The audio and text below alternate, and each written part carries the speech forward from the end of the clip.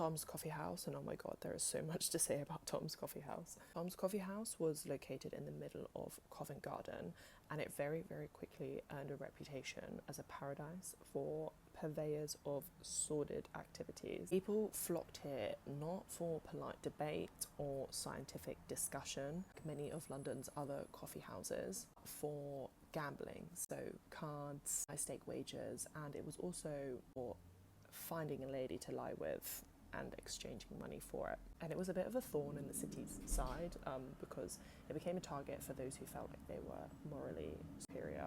Its owners were Tom King, who came from Essex, who was actually Eton and Cambridge educated, although he had been expelled, so he has a bit of a bad boy persona.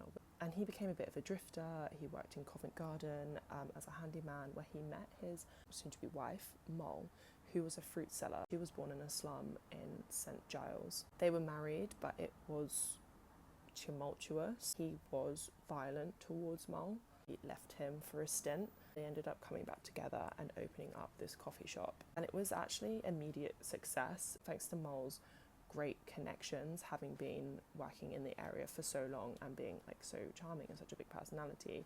But Tom also did have aristocratic links, and they worked hard to keep their coffee shop open at all hours of the night. Eventually opened up a second and a third site. It became associated with finding a partner, a lady of the night.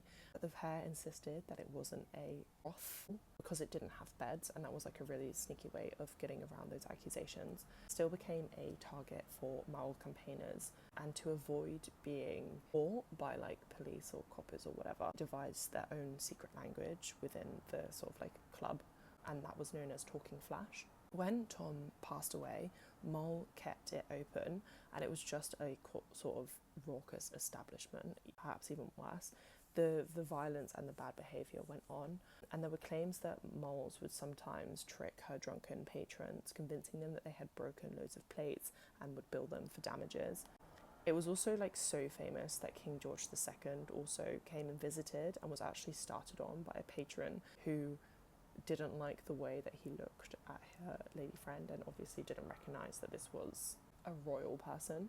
I think they like fled the scene and nothing really happened, but Moll did actually end up going to prison for 3 months and fined for £200 for a fight that started in the long room and like came out onto the plaza in Covent Garden. She eventually retired to a villa on Haverstock Hill and died in 1747 with a really, really large fortune. So this is an excellent businesswoman.